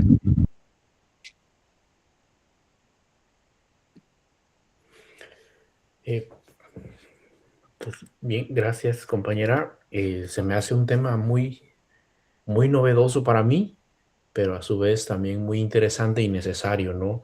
Y lo novedoso del tema es en su practicidad y a su vez en su sencillez. O sea, es muy práctico desde mi punto de vista y muy sencillo para su implementación. Me gustó mucho tu presentación, ¿no? A diferencia del resumen que nos mandaste. Y nada más como recomendación, convendría tal vez sistematizar, creo que ya lo tienes bastante logrado, la pregunta de investigación como el título. Solo es cuestión de sistematizar. Por ejemplo, ahora ya están en un posgrado, ¿no? Y aquí el doctor Yasmani ya se la sabe. En cuestiones, por ejemplo, de publicar un artículo, hay algunas revistas que te piden como, pues, que el título no pase de 12 palabras. Entonces, también es ir como construyendo estos tipos de conocimientos, porque se me hace un trabajo muy, muy interesante que necesariamente tiene que ser publicado, divulgado, ¿no? Claro, al igual que los otros. Entonces, te digo, la recomendación sería un poco de ir sistematizando, ir resumiendo la pregunta como el título de investigación. En la parte teórica que presentaste ahora, pues sí me queda una duda, ¿no? Para que lo reflexiones, si valdría el caso, si no, tampoco pasa nada, porque te digo, desconozco mucho del tema. Muestras autores sobre teoría cognitiva y yo veo tu trabajo, tu proyecto de intervención, como lo llamas, más como una necesidad social, como un, no encuentro la palabra, cómo decirlo, pero tiene que ver con algún sentido práctico, digamos. Entonces, la recomendación, bueno, la pregunta es esa, ¿no? ¿Cómo estarías abordando desde la teoría cognitiva el tema que tú estás trabajando? ¿No? La relación que tú tejerías con los autores que nos muestras, y por eso te comentaba que en algún momento, si tú piensas publicar tu trabajo, convendría o valdría la pena tener en cuenta todo este proceso de sistematización. Entonces, la relación que tú presentas entre la teoría cognitiva con una necesidad social que estás trabajando. Te iba a recomendar, pero ya lo tienes, ¿no? Tener un grupo de control, pero ya lo dijiste, es que tendrás el grupo del pretest y posttest, que me parece muy acertada ya este trabajo que has estado trabajando. Y nuevamente, no sé si sea cuestión personal, pero, por ejemplo, el hecho de evaluar en tu objetivo general, no sé si nuevamente si sea evaluar o sería implementar o sería diseñar, ¿no? Para que lo consideres con tu comité. La cuestión evaluativa es también a veces compleja, polisémica, nada más para reflexión. Y sería todo. Gracias. Gracias. Muchas gracias, Roberto. Y cedemos la palabra a Yasmani. Adelante, Yasmani. Gracias. Hola, Margarita. Pues mira, yo tengo algunos comentarios. O sea, primero quisiera decirte que te comento desde alguien que no es experto en este tema, ¿no? Tal vez en lo metodológico te puedo decir algunas cosas, en el tema me quedan ciertas dudas, ¿no? Pero como alguien que no conoce el tema, cuando leo tu resumen, tal vez no es lo que quieres decir, pero así suena. Es un poco que el método tradicional es insuficiente, y tú lo decías ahora también en la exposición. Este método tradicional de enseñar, ¿no?, a los estudiantes con exposición, con lecturas, con tener que aprender todo este bagaje teórico, puede ser muy pesado, ¿no? Entonces, la propuesta es, vamos a sustituir eso por códigos QR, ¿no? Entonces, el estudiante va a lee el QR y entonces eso sustituye a la educación tradicional, ¿no? Al profesor que se pone enfrente y te dicta y tienes que aprender muchas cosas, ¿no? Por ahí va el asunto. Para mí, desde una lectura acá, o sea, suena como vamos a sustituir esto por esto. Yo diría, puede ser complementario. Más bien, el uso del QR es algo complementario, es algo adicional que fortalece, tal vez, ese vacío que queda en esta educación tradicional, ¿no? Entonces, si se lee de esa manera, digo, si es esta realmente tu propuesta, tendría que leerse como tal, ¿no? Como un elemento que viene a complementar más que a sustituir, ¿no? En la lectura parece ser que vamos a sustituir y vamos a utilizar códigos QR, ¿no? Entonces digo, si no es así tu objetivo, para que sí puedas matizarlo. Bueno, eso en un primer momento. Después, en tus objetivos, el primer objetivo es evaluar el impacto de las estrategias de enseñanza multimodal a través de los códigos QR, tararán, ¿no? Yo diría, pues es que antes de evaluar hay que diseñar y hay que implementar, ¿no? O sea, empezaste al revés, ¿no? O sea, tendrías que volver, o sea, hay un diseño, o sea, que hay una propuesta, pero el objetivo entonces tendría que ser eso, ¿no? El diseño, la implementación y después la evaluación, ¿no? En ese orden. Por acá tienes en tus objetivos específicos el 3, que es justamente tienes ahí este objetivo, ¿no? Implementar el uso de los códigos QR como un entorno de aprendizaje aumentado de consulta sobre los equipos y reactivos utilizados durante las prácticas presenciales, ¿no?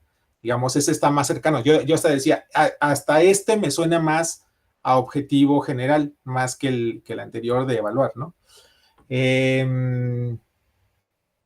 Y después, en tu siguiente objetivo, dices comparar el rendimiento académico procedimental de los estudiantes mediante un pretest y un posttest para determinar la efectividad de la intervención con los recursos multimedia. Yo diría, no creo que un test no lo resuelve, ¿no? También creo que sería importante aplicar entrevistas, ¿no? O sea, sí una parte también cualitativa donde hablas con los estudiantes, ¿no? Es decir, sí está el código QR y entonces, además del test, donde te contestan sí, no y demás, o sea, tener información cualitativa donde ellos te puedan decir, ah, mira, sí. O sea, cuando implementaron el código QR, me facilitó tal cosa, o decir, pues no, o sea, realmente no es porque esto yo lo había aprendido en la clase del profesor, en la clase tradicional. Y entonces ahí, a lo mejor, puede ser que se te venga para abajo tu supuesto, ¿no? Que tal vez acá no está, y sería interesante también dejarlo muy, muy, muy claro. Luego, en la parte metodológica, ahí también quisiera hacer un comentario. Habría que distinguir entre lo que es tu método y tu técnica, ¿no? O sea, el test en sí mismo no es una metodología, ¿no? Es una técnica. Entonces, tú acá tienes un diseño preexperimental, entonces vamos distinguiendo qué es la metodología, cuáles son las técnicas de recuperación de información que vas a utilizar, y ahí también hacer una acotación, porque dices, este diseño es altamente factible, y eso tiene que ver contigo, debido a que la investigadora, o sea, tú, trabaja de manera directa en su grupo asignado al 757 y haces una nota, eliminando complicaciones éticas y logísticas asociadas al control de grupo. O sea, mi pregunta es, o sea, yo diría, mi comentario más bien es que es muy relativo, y mi pregunta es si te parece que el que tú seas parte de la profesora elimina temas éticos, ¿no? O sea, yo diría, es muy relativo, ¿no? Ayuda a que seas, a veces cuando somos juez y parte, también hay muchas implicaciones éticas dentro, ¿no? O sea, yo diría, vamos relativizando esas cosas, ¿no? Y bueno, eso, nada más, ¿no? O sea, creo que sí hay que regresar como a darle un buen ojo a la parte más metodológica, ¿no? Y bueno, por ahí lo dejaría. Ok, muchas gracias. Muchas gracias, Yasmani y Roberto, por sus comentarios. Y bueno, vamos a continuar con nuestra mesa y tenemos nuestra última presentación que correrá a cargo de Eduardo Nieves Pérez, que nos va a comentar su trabajo titulado Resignificación de la práctica docente mediante estrategias didácticas orientadas al pensamiento crítico en educación media superior. Adelante, Eduardo. De acuerdo, gracias. Voy a compartir. Está acá. Y ahí ya vamos a... Voy a...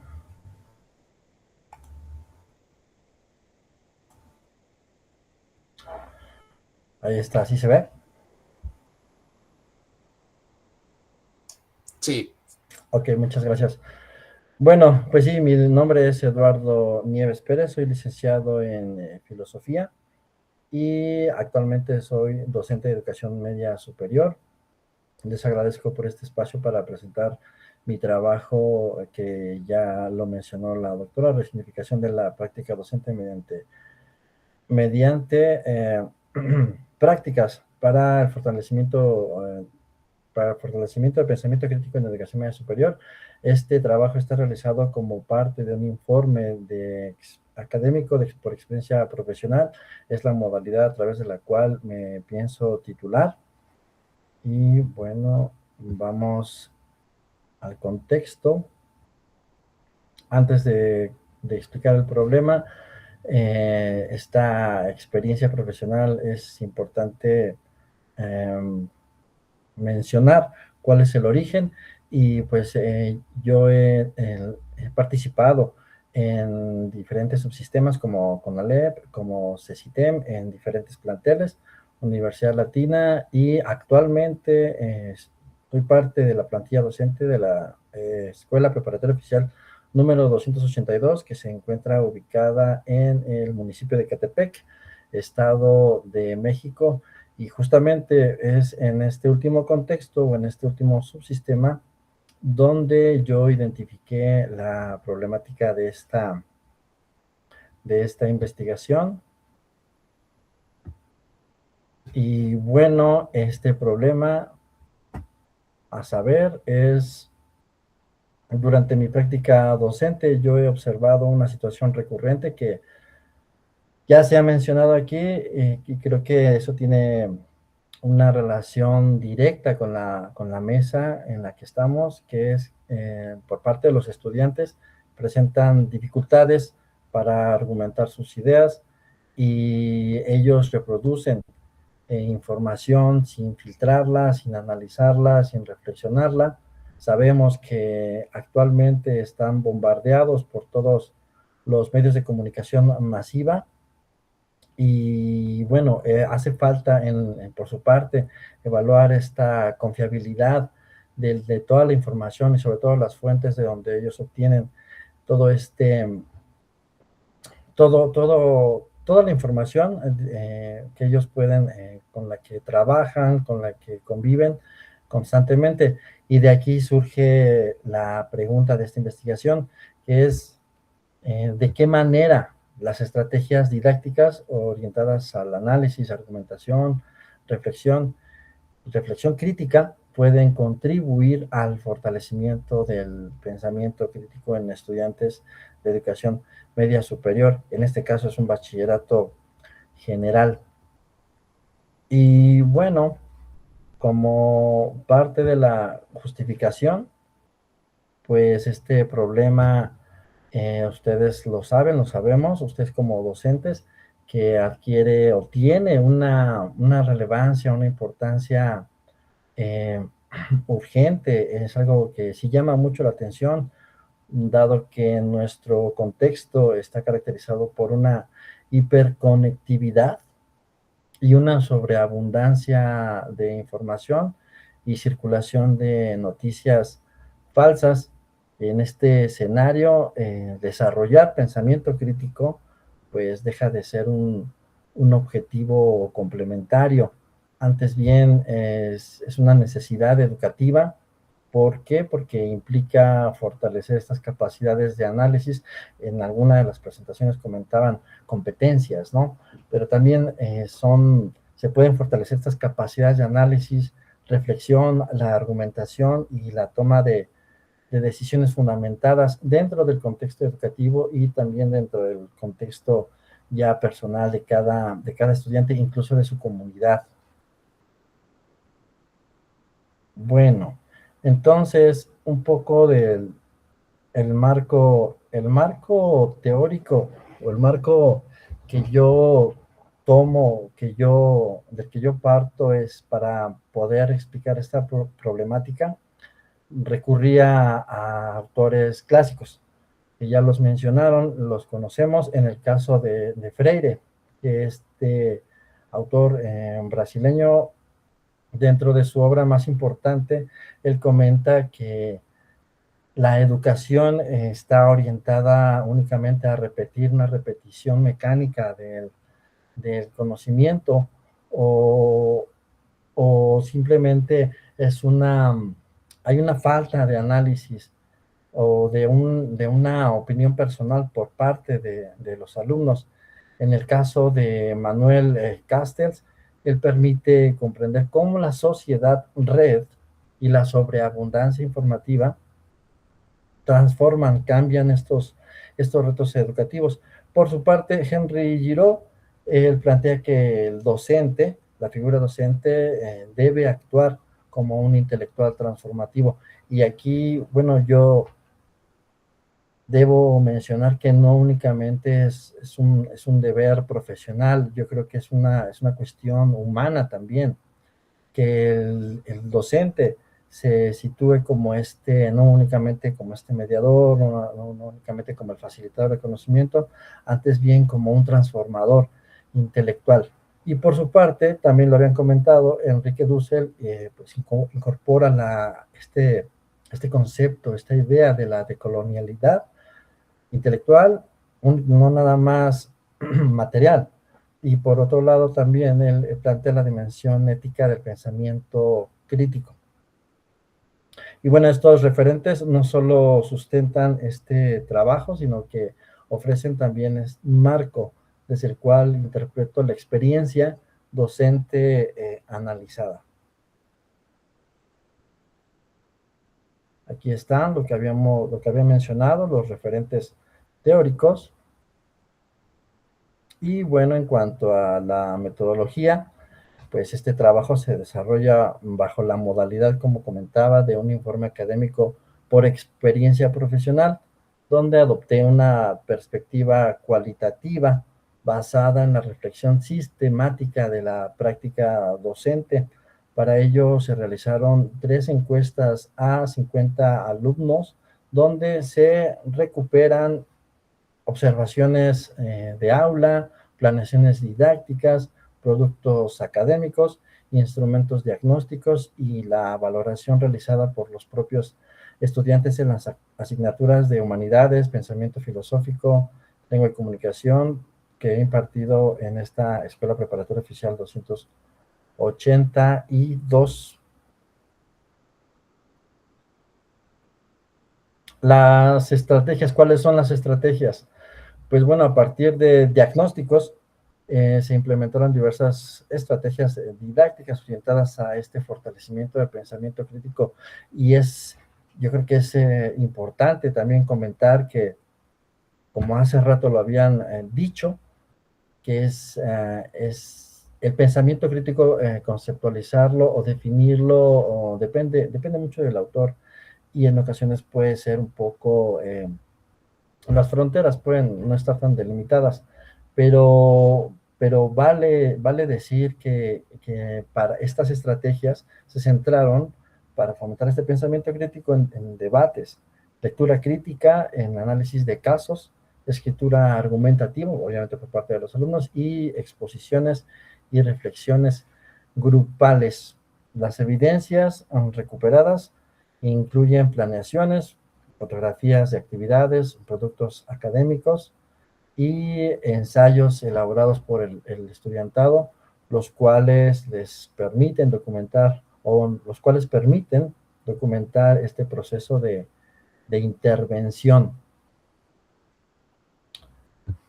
Bueno, ahora los resultados preliminares muestran avances alentadores, y digo preliminares porque esta práctica docente pues no termina, ¿no? Es una práctica docente constante.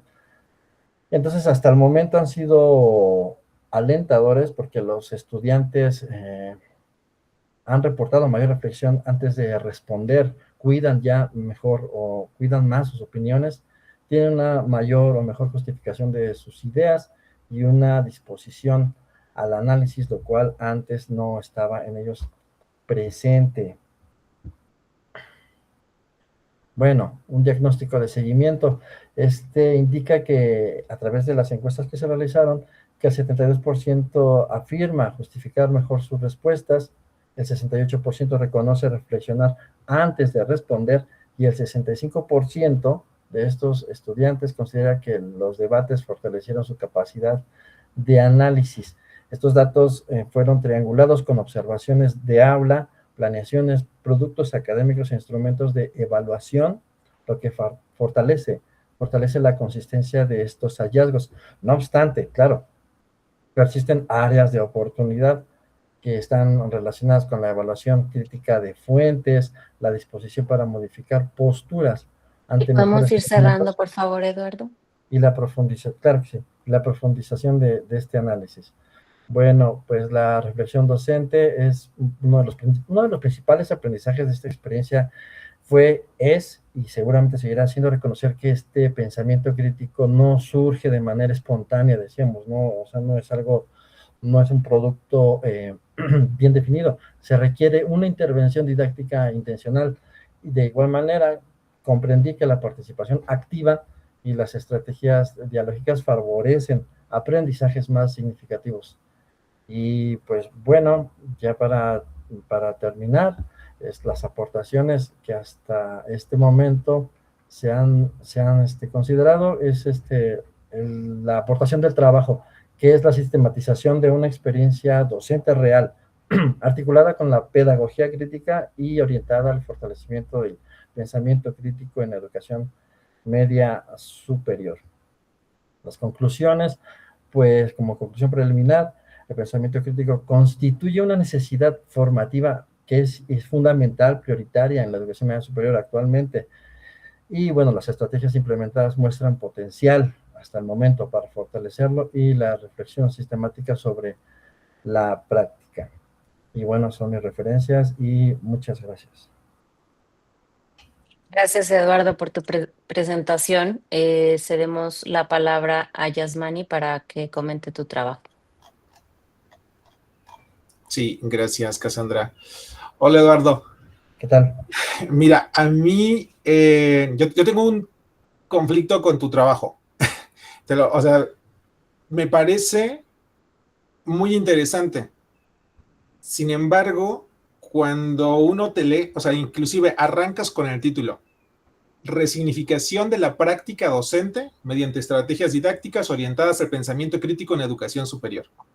Si yo leo eso, vas a trabajar con docentes, ¿cierto? Tu trabajo está orientado con docentes. Y el trabajo es la resignificación de la práctica docente. Sin embargo, en el cuerpo del texto trabajas con estudiantes. Ahí me movió todo, porque dije, entonces, no está trabajando la resignificación de la práctica docente, porque, o sea, una cosa es lo que se enuncia en el título y como problema de investigación está bien, es el tema de la resignificación de la práctica docente, pero después quieres fomentar el pensamiento crítico con estudiantes. ¿Te das cuenta que son dos cosas distintas? Son dos cosas totalmente distintas. Entonces yo, cuando veía eso, inclusive yo acá tenía, o sea, fui marcando, ¿no? Igual, la presente experiencia surge de una práctica profesional y tú dices de dónde va surgiendo. Eso para mí me sigue diciendo, es práctica docente. Y después ya en el objetivo, ahí es donde empieza a tambalearse la cosa, porque dices, el objetivo general consiste en analizar la resignificación de la práctica docente desarrollada en educación media superior mediante el diseño e implementación de estrategias didácticas orientadas al pensamiento crítico. Si lo dejas ahí está maravilloso, pero después dices, en estudiantes de bachillerato. Entonces, la pregunta es, ¿Eduardo va a trabajar con los profesores o va a trabajar con los estudiantes? ¿Quiere resignificar la práctica del docente o quiere generar el pensamiento crítico en los estudiantes de bachillerato? Te das cuenta que son dos temas totalmente distintos, ¿no?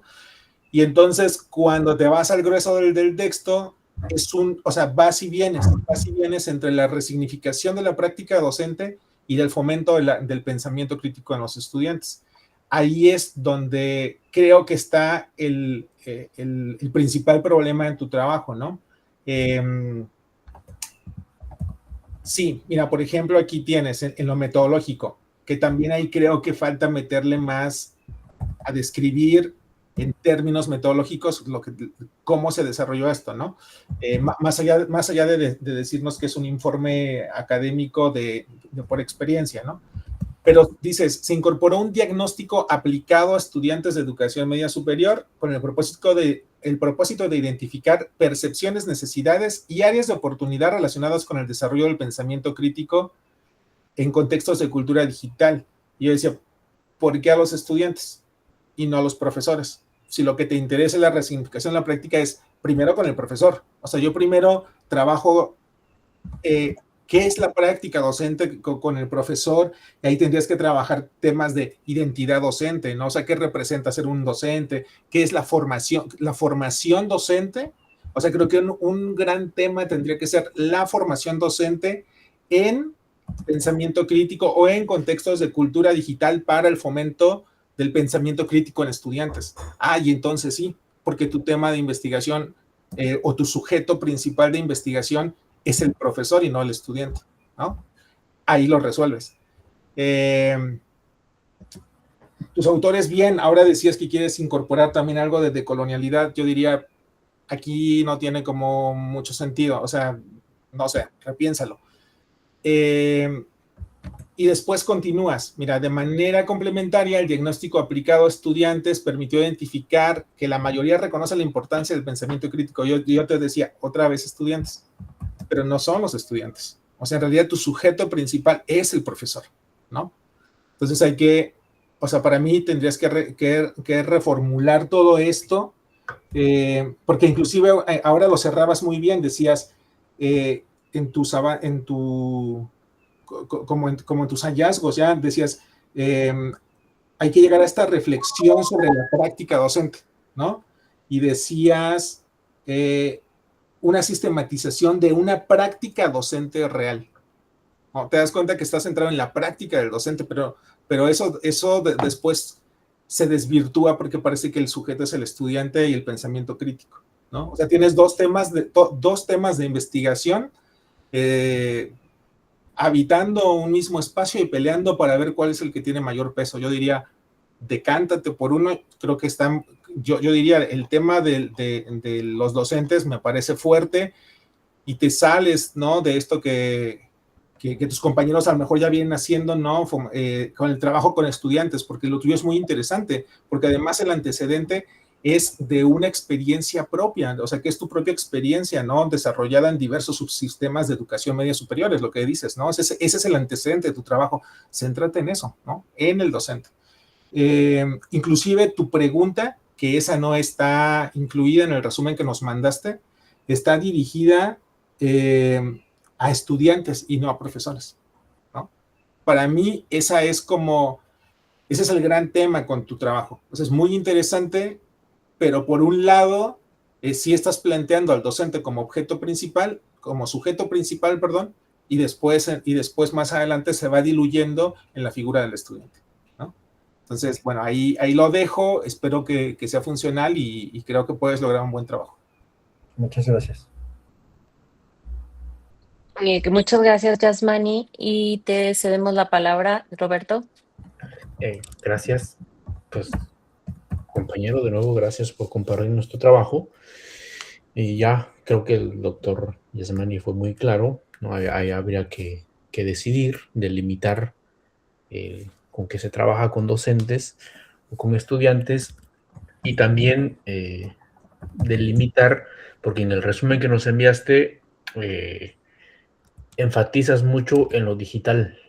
Si es así, pues tendría que ser específico, ¿no? Resignificación de la práctica docente a través de medios digitales, o yo no sé qué tipo de análisis vas a hacer sobre lo digital, porque en el texto lo resaltas, pero en el título ya no lo traes a colación, ¿no? Entonces, ir viendo todo el trabajo con los actores y también ir viendo estas cuestiones teóricas, conceptuales, para armar un buen trabajo. Como ya es un trabajo que realizaste, que ampliaste, convendría también analizar en los resultados.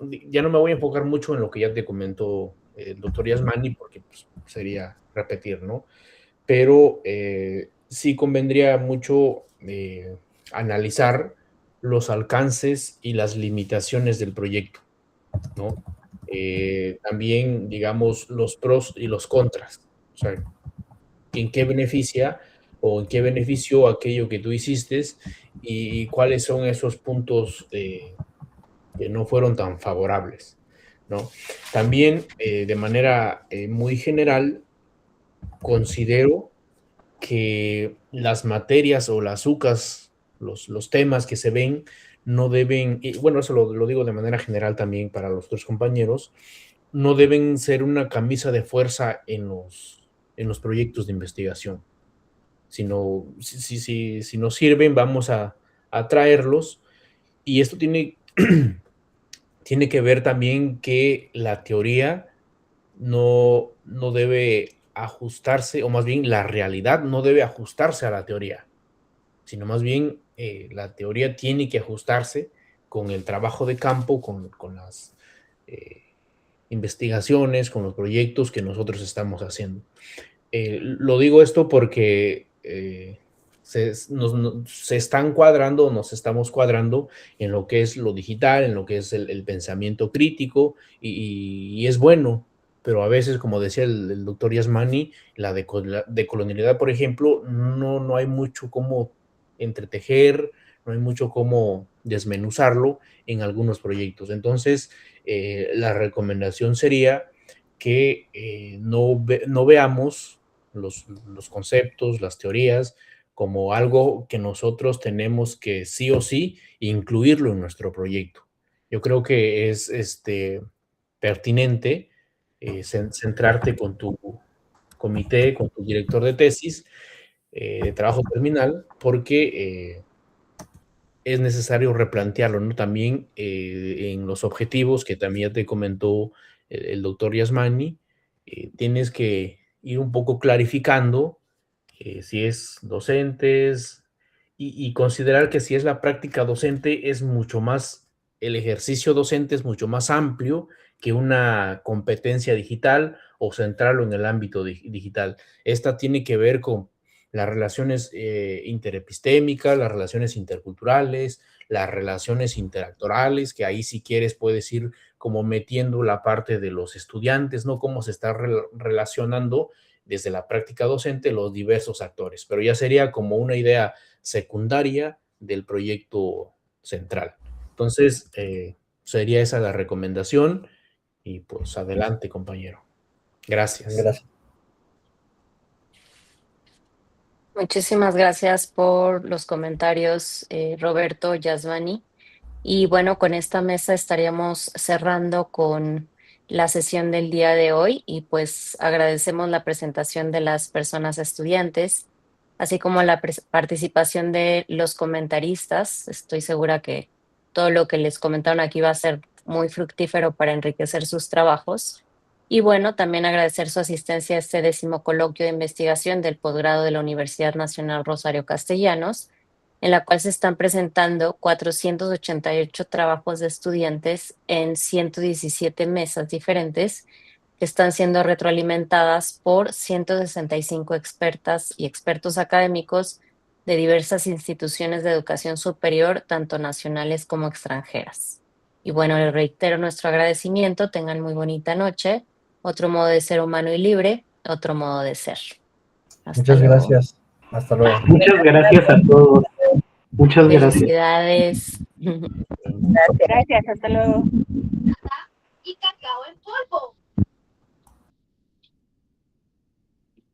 Listo.